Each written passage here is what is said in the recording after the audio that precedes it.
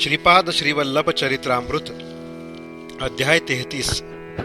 रमणी आणि नरसिंह रायडू यांचा विवाह श्रीपादांनी स्वतःच करविला. श्रीपादराजं शरणं प्रपद्ये. आम्ही दोघांनी श्रीपाद प्रभूंची आज्ञा घेतली. ते म्हणाले, बाबांनो, तुम्ही येथून निघून श्री पीठिकापुरास जावे. माझे मंगल आशीर्वाद तुमच्या पाठीशी आहेत. शानून आम्ही दोघे कृष्णा नदी पार करून पलीकडातील तीरावर पोहोचलो. तेथे एका दगडावर श्रीपादांची पादमुद्रा पाहिली. नित्य श्रीपाद प्रभू त्याच दगडावर उभे राहून सूर्य नमस्कार घालीत असत. श्रीचरणांची चरणकमले तेथे पाहून आम्हास आश्चर्य वाटले आणि अत्यानंद झाला. आम्ही पंचदेव पहाड या ग्रामास पोहोचलो. तेथे अल्पोपहार करून पुढच्या प्रवासास प्रारंभ केला. एका ज्वारीच्या शेतातील पायवाटेने चालत असताना त्या शेताच्या मालकाने आमचे स्वागत केले. खाण्यास मधुर फळे दिले आणि गोड ताक दिले. त्याचे नाव नरसिंह रायडू असे होते. त्याने स्वतःचे घर शेतामध्येच बांधले होते आणि तेथेच तो राहत असे. एक दिवस त्यांच्या घरी विश्रांती घेऊन त्यांचे आदरातिथ्य स्वीकारावे अशी इच्छा त्याने व्यक्त केली. आम्ही त्याच्या विनंतीस मान देऊन एक दिवस तेथे राहिलो. त्याने श्रीचरणांचे लीला वैभव सांगण्यास सुरुवात केली. बाबांनो, माझे नाव नरसिंह रायडू आहे. मी लहानपणी अत्यंत दुर्बल आणि भित्रा होतो. माझे माता पिता मी लहान असतानाच दिवंगत झाले. मी माझ्या मामांच्या छत्रछायेत वाढलो. माझी मामी फारच तापट स्वभावाची होती. घरात भरपूर कामे करावे लागे, शिवाय शेतातील कामे पण करावी लागत. माझ्या मामाची एक मुलगी होती. तिचे नाव रमणी असे होते. तिचे सौंदर्य पूर्ण गावातील आमच्या कुलस्थांच्या सगळ्या मुलींपेक्षा अपूर्व होते. ती सद्गुण संपन्न असून तिच्यात देवभक्ती होती. श्रीकृष्णाला ती आपले आराध्य दैवत मानित असे. माझी मामी मला शिळे अन्न खाण्यास देत असे. हे तिला सहन होत नसे. माझा आहार फार अल्प होता. माझ्याबद्दल आदर असा घरात कुणाला नव्हताच. कामाचा मात्र पहाडच असे.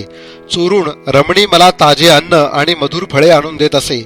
कधी ते माझ्या मामीच्या दृष्टीस पडल्यास माझ्याबरोबर तिची सुद्धा पूजा होत असे. माझे मामा स्वभावाने फार चांगले होते, परंतु बायको पुढे त्यांचे काही चालत नसे. तिच्या समोर ते असमर्थच होते. कधी कधी माझी मामी आमच्या कुलस्थातील माझ्यापेक्षा बलवान मुलांना बोलावून मला मारायला सांगत असे. माझ्या या दुर्बलतेमध्ये मारहाणीने दुर्बलता आणि भित्रेपणा अधिकच वाढला. माझ्यापेक्षा वयाने लहान पण सशक्त मुलांसमोर सुद्धा मी असमर्थ असहाय्य वाटत असे. ते माझे टिंगल करीत. अशा प्रकारे कष्टमय जीवन मी जगत होतो. आमची रमणी सौंदर्यवान असल्याने गावातील आमच्याच कुळातील सगळ्या युवकांची तिच्याशी लग्न करण्याची इच्छा होती, परंतु तिला माझ्याशी लग्न करायचे होते.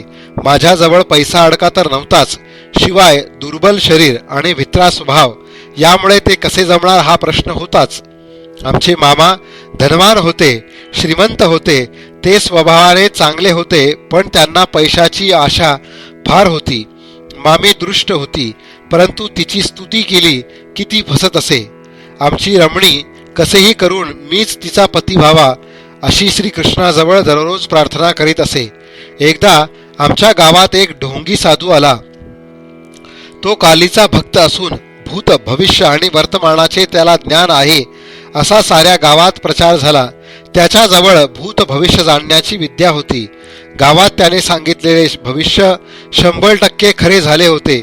आमच्या मामीवर त्याने माया केली आणि तिला घरात काली पूजा करावी असे सांगितले. सगळी तयारी करून घेतली. त्याने रमणीची पूजेतील कृष्णाची मूर्ती घराच्या बाहेर फेकून देण्यास सांगितले. त्या गोष्टीला मामीने होकार दिला. रमणी तळमळू लागली, विलाप करू लागली, परंतु सगळे काही व्यर्थ झाले. त्या ढोंगी साधूने पूजेस सुरुवात केली. अनेक कोंबड्यांचा बळी दिला. त्या कोंबड्यांच्या रक्ताने सारे देवघर बघवेनासे झाले. घरात माणसाची कवटी आणि स्मशान साधना सामुग्री सुद्धा ठेवण्यात आली. ती पूजा परिपूर्ण झाल्यावर त्या घरात एके ठिकाणी विशेष अपार धनलाभ होईल. त्या संपत्तीने या कुटुंबात ऐश्वर्य संपन्नता नांदेल असे सांगून त्या ढोंगी साधूने सर्वांना विश्वासात घेतले. त्या साधूस वशीकरण विद्या अवगत होती. त्या विद्येच्या सहाय्याने आमच्या रमणीचे शील हरण करण्याचे त्याने योजिले. त्यातील चित्रविचित्र गोष्ट पद्धतीच्या पूजा करत असे. त्यामुळे रमणीची प्रकृती क्षीण होत गेली. तिच्या वागणुकीत फरक पडला. अर्ध्या रात्रीच्या वेळी ती रक्तपान करू लागली. कोंबडे बकऱ्या मारून तिला ते रक्त देण्यात येत होते. तिच्या अंगात कालिका मातेचा प्रवेश झाला आहे, त्यामुळेच ती रक्त पिते. रक्ताशिवाय माता शांत होत नाही आणि अपार संपत्ती पण मिळणार नाही. तिच्या अंगातील कालिका माता निघाल्यास ही कन्या पूर्ववत होईल असे त्या साधूने सांगितले. घरात बिभत्सपणाला ऊत आला होता. अचानक घरातील स्वयंपाक केलेले भांडे विहिरीत पडत होते. अर्ध्या रात्री घरात माणसाचे सापळे दिसत, तसेच चित्रविचित्र आकार दिसत. अक्राळ विक्राळ आवाज ऐकू येत. आमचे घर स्मशानभूमीसारखेच दिसत होते. त्या साधूला घरातून पिटाळण्याचे धैर्य आमच्या मामामध्ये नव्हते.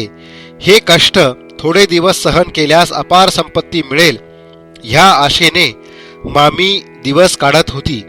एकंदरीत गोंधळून जाण्यासारखी आणि चिंताजनक परिस्थिती होती. अचानक एके दिवशी रात्रीच्या वेळी तो साधू रमणीजवळ गेला. तिचे वशीकरण झालेलेच होते. ती सांगितल्याप्रमाणे ऐकेल आणि आपली इच्छा पूर्ण करेल या विचाराने तो साधू तिच्याकडे आला आणि तिच्या अगदी समीप गेला. रमणी जोरात ओरडली आणि जवळ असलेल्या एका वजनदार वस्तूने तिने त्या ढोंगी साधूच्या डोक्यावर प्रहार केला. ती असे वर्तन करेल असे तिला सुद्धा वाटले नव्हते. वशीकरण केल्यावर सुद्धा व्यक्ती अशा प्रकारे प्रवर्तन कसे करते याचा साधूला उलगडा झाला नाही. दुसरे दिवशी सकाळी एक गरीब ब्राह्मण याचक आमच्या दारासमोर भिक्षेस आला. आमच्या घरी भूताप्रेतांचे जास्त वास्तव्य आहे. हवे असले तर आपण त्यांना भिक्षारूपाने घ्या असे रमणी त्या ब्राह्मणाला म्हणाली. त्याने नकार दिला.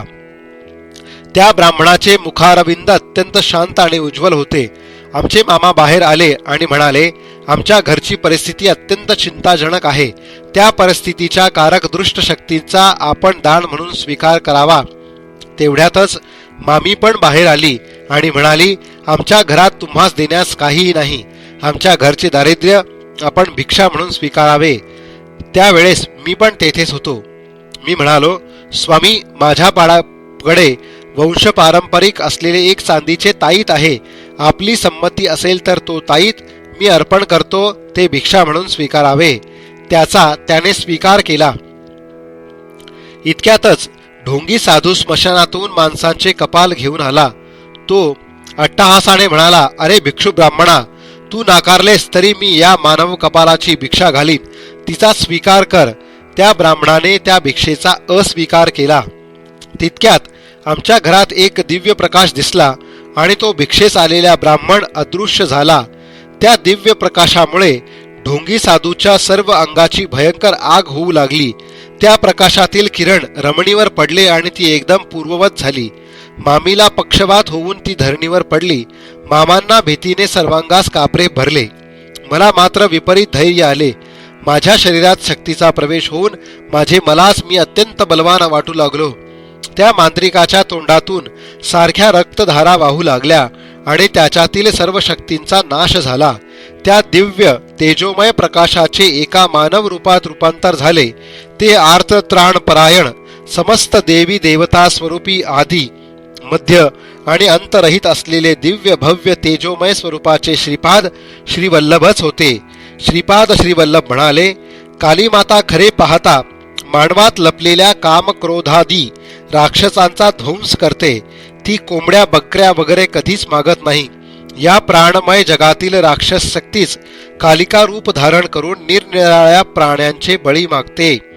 खऱ्या खऱ्या कालीमातेची शुभ लक्षणे प्रेम, दया, शांती वगैरे असतात. या प्राणमय विश्वातील राक्षसी शक्ती, असुरी शक्ती, भूत प्रेतादी शक्ती आम्ही देवता आहोत असे सांगून क्षुद्र विद्येचे प्रदर्शन करतात. क्षुद्र मांत्रिक त्याची उपासना करून या लोकात भलतेच उपद्रव निर्माण करतात. या जगातील निरनिराळ्या प्रेतात्म्यांना देवता शरीर धारण करता येते हे लक्षात ठेवा. पण त्या देवतेची दैवशक्ती मात्र त्यांना नसते. श्रीपाद प्रभू पुढे म्हणाले, धर्मरक्षणार्थ माझा जन्म होतो असे मी वचन दिलेले आहे. त्याला अनुसरून धर्म संस्थापनार्थ श्रीपाद श्रीवल्लभांचा अवतार झाला आहे. हा अवतार दया, शांती, प्रेम, करुणा अशा अनंत शक्तींचे मिश्रण आहे. आमच्या घराची शुद्धी करून ढोंगी साधूला पिटाळून लावले. श्रीपादांच्या अनुग्रहाने मामी बरी झाली. श्रीपादांनी आम्हाला आशीर्वाद देऊन माझा आणि रमणीचा विवाह स्वहस्ताने केला. तेव्हा ती जेमतीम 12 वर्षाची मूर्ती होती. श्रीप्रभूंचे वास्तव्य पेटिका पुरतच होते. माया रूपाने ते पंचदेव पहाड या ग्रामात सुद्धा राहत. त्यांनी आम्हास या अक्षता दिल्या होत्या. शंकर भट्ट आणि धर्मगुप्त या नावाचे दोघेजण येतील, त्यांना थोड्या अक्षता द्यावा असे त्यांनी सांगितले होते. आहा, किती लीलामय स्वरूप आहे श्रीवल्लभांचे. श्रीपाद श्रीवल्लभांचा जय जयकार असो. अध्याय 33 समाप्त.